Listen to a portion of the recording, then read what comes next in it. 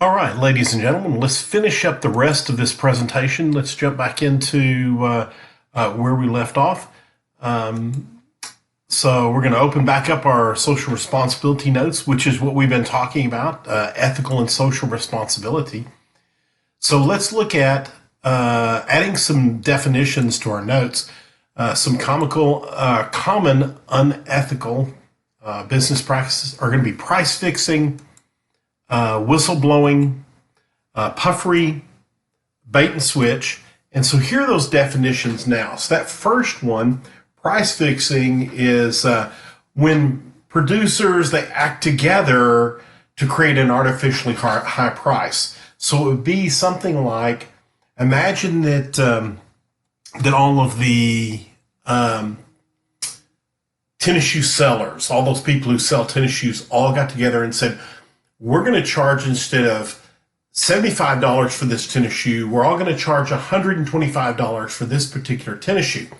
And you couldn't get it underneath that price. There's no competition to allow that to happen. Let's use another example. Imagine that all the oil producers got together and said, okay, here's going to be the fixed price for gas. Then we wouldn't see this fluctuation up and down. That's just what they're going to charge. That would be an idea of price fixing, and that never benefits the purchaser, because they're always going to set that high price and it's never going to go down.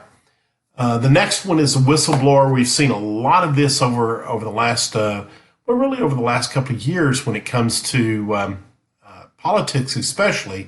But it's a person who tells or makes known something that was done that was illegal or wrong. We've specifically seen this whistleblower with the attempted or the impeachment of Donald Trump. However, when it hit the Senate, he was not convicted because they found that the whistleblower had no substance. There was nothing to it. The same has been true in the past with, of course, with things like, Obama, same way, Clinton, the same way. And so we've had this whistleblower effect. Now, this one's in whistleblower. There are laws protecting whistleblowers, and part of that law is so that we have people who are protected and can tell us the truth of what's going on inside of a company if they're doing something illegal, whether it be pricing or dangerous or just unethical. And so that's what that idea of whistleblower is. All right. The next one is puffery. And think of a puffer fish. If you've ever seen one, they're these fat little fish, but when they get excited, they puff up, they blow themselves up into like a big balloon looking thing. And the idea is they make themselves look a lot bigger than they are. And when you see them in the water, they don't look like they've got little spikes and things like that on them. But when they're blown up, it looks like they're covered in these spikes. And so that's exaggerating. They're exaggerating their size so you wouldn't eat them. I know I tried diving for 2 weeks where we were staying to bother this puffer fish that was in the water, and I never could get him to puff up. I thought it would be fun, but he didn't. So puffery is that idea of saying, oh, I can do more than I really can, or this product will cure everything or a lot more than it does, and therefore making people believe and therefore buy. And so puffery is very common in advertising that we have to watch for. The idea of bait and switch. Bait and switch is when you may have only one product, one piece of this product, and you sell it for a really low price, but there's only one of them. And the customers get in there and they're ready to buy that bargain price, but you don't have any. But we can switch that to this product and it's a lot more. And so when you read the definition there, it's denoting a deceptive method of selling by which customers attracted to a store by a sale item, that low price, are told either that the advertising bargain item is out of stock or is inferior to a higher priced item. And that's bait and switch. That means getting them in, getting them ready to buy, but then not giving them what they originally thought they were going to get. Right? So let's look at developing some effective work cultures. The first thing is we need an organizational culture.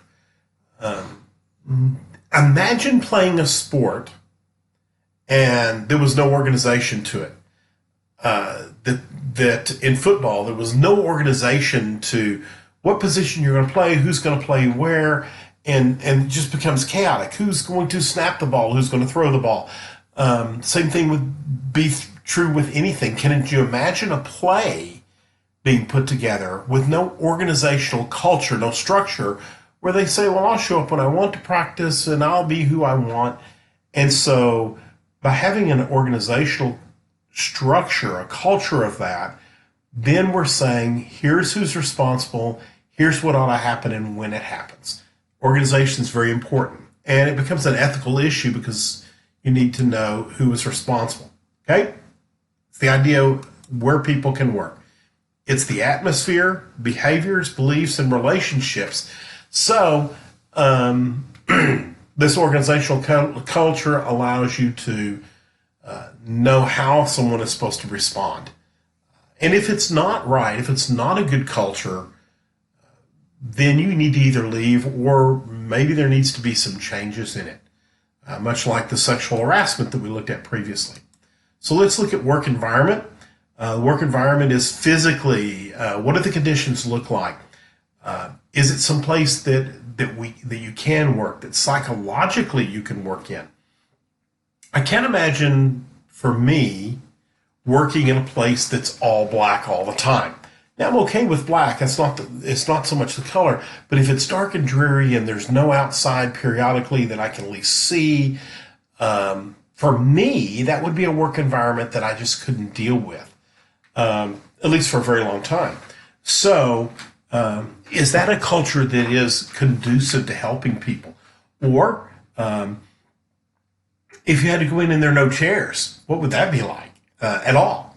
And so that would not be a work conducive one. So some physical conditions, some psychological. If you go in and everybody's abusive and downgrading, talking, things like that all the time, that's not a work environment that you feel comfortable in, that you feel like you can work in. And so that would be that negative work environment. Last one would be, of course, communications and interpersonal skills. That was one of those issues that a lot of people struggle with. Effective communication, creating a work environment. I know right this minute, I've got this question, something that was put out, and someone said one thing, here's where it ought to be done. The other said, this is where it needs to be done. And right this minute, I'm confused. And it's because of lack of communication. Who's going to be responsible for that? And so once that's cleared up, I won't be confused. But if it's not cleared up, it will always be an issue. So the work environment's very important.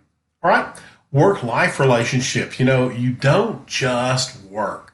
Hopefully you work and have a life. So let's look at those things like family leave. The illustration of Mr. Fisher, when his wife had a baby not too long ago, family leave allowed him to take a few days off to be with them and to be with the baby. And he kind of spread those out. So that's family leave. Some flex time. Now, we're kind of in flex time right now because I don't have you coming into my class at 11 or whatever it is that you normally would be. And so I might get up and be able to actually go to the bathroom that I can't do during the day normally until breaks, until lunch, or that I can take a break. I can go walk the dog, but I'm going to come back and work a little longer to cover that. Flex time would be the illustration if, let's say you had a child and your child was at a play in the morning, and so you went to the play and got into work at 11. You worked through lunch, but you stayed until 7:30 or 8 that night. You still worked your hours. However, it just didn't happen at the same time. So with some flexibility, people, unless, if you can provide flexibility as an employer, people tend to do better as long as they don't abuse it. And that's one of those things ethically you should not abuse. Employer-employee relationships. What kind of relationship do you have? The good thing is I know Dr. Mahagan and I had a really good working relationship in terms of, especially in the latter years that she was there, that I could go to her and say, "Hey, Dr. Mahagan, I got this question or what's going on," and she would come to me for the same ideas. And so that kind of a work relationship makes it where you want to work there. But the relationship where you think they're always after you, that's the kind of relationship you typically don't want to be in. You don't want to work in a relationship or work in a place where you think they're constantly trying to get rid of you. And so that's the idea of the employer-employee relationship. Labor unions, I am not a big labor union person. I think that they have done well. They've fulfilled their jobs, but now they're being abused. A labor union says that all of these people will be paid to work so many hours, and they argue and fight for those wages, and I'm okay with all that. It's just now so many of them have taken it to an extreme, and that creates more of a problem. But a labor union has opened the door for many to work who couldn't in the past. They've organized people, they've negotiated, but only about 12% of the U.S. workforce is in a labor union. Teachers in Texas, they can join a union, but they have no bargaining rights. It is just a group of teachers who pay a due, and they help them out with some different issues and all. All right, so let's go on. Let's look at diversity in the workforce. One of the things that I like about teaching in the school is the diversity. Not everybody looks like the old, bald, fat, white guy in the building. And you think, oh, but, isn't that better? No, because I get a chance to hear what other people think and how other people approach a subject. In working, if I was going to sell cosmetics as a man, I don't always understand that. I'm not saying I don't understand some. Yes, I've bought cosmetics in the past because I did plays. I did some acting, and I bought for the funeral home. I've bought, but to really understand what it feels like, what colors are better, we really need somebody who wears those more. And so we need some diversity there, and not just gender, but different complexions. What does a Hispanic or a black or a white? How do they view things? And so to have a completely different gender, to have a completely different race, helps us look at things in a different perspective. And I know working in the school, that's really been a blessing, as I've been able to go to teachers and say, hey, I don't want to be offensive. Here's what I'm trying to convey. What's the best way to do that I don't offend your particular, race or ethnic background? And so it does allow us to see more of what people are like and think. Now, diversity in employees, employers, it just gives us a larger pool of people to draw from, better backgrounds, but different education, broader base of knowledge and understanding, perspectives on how different customers. Can you imagine if you were all guys selling cosmetic? We don't have the perspective of what a female customer or a customer who would use those cosmetics, what they would think. And so we need to have this broader perspective of diversity on in our working environment. And then just overall, it makes our company look more international, more culturally represented, when we do have people of different backgrounds who join us. So definitely benefits to it. It also turns around and we're looking at this idea of a glass ceiling. Now, the glass ceiling, just think of it, you could only go so high. You could only grow to a certain height in your business. You couldn't have people who, sorry about that. You couldn't have people who, ladies who couldn't be presidents of corporations because only men did that. They could see through that glass ceiling, like looking out the window, but they couldn't reach it. It was outside their reach. So by having diversity, you have people now who are, the president of Pepsi was a female from, and then they've had others from other countries, and so the diversity in that has broken that ceiling where you don't have as many people who are just white male, because we lose some of the things that would benefit them. It also gives you a chance that I can rise to the best of my ability. So that's what this idea of individual feel respected and support, right? It also reduces the prejudice when we're all working together for a common goal.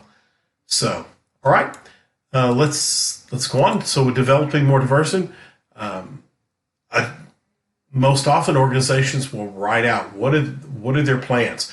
Now, I'm one of these. I think that you get the best people you can for the job you can, and sometimes that means looking for looking at someone because of their ethnicity or their gender. Other times it's just finding the best. I don't care who they are, find the best to fit the job. And so that's often written in, and then of course having support from above, and I'll just keep putting them up here, all of the different things, updating policies and changes. So you can read those. Why we develop an organization that is diverse, much like the picture we're looking at. All right. Here's some things that upset employers the most. We were talking about this. We were talking about ethics and all that. Here's some of them. Look at this: dishonesty and lying. Wow, dishonesty and lying. I've never wanted to hire or would hire anybody who I felt like was a liar. And that included from the resume start to the end. And so it upsets employers when they have to deal with that, because it's a little more difficult. You've got to let them go because you can't trust them. Irresponsibility, goofing off. I've known people who they checked into their job and then they just hid the rest of the day and then left. Some of you who went with us to Integrated Test, the computer company with the GBL, outside of one of the offices on the back, they originally had a modular building that was attached to one of those windows.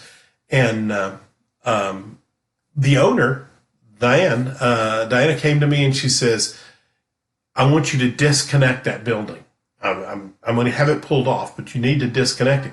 So we had to make all the disconnections, electrical and all that, and put the window back, because what she was having was it just became a storage area and people were slipping off that room and sleeping and not doing their work, and they couldn't be found.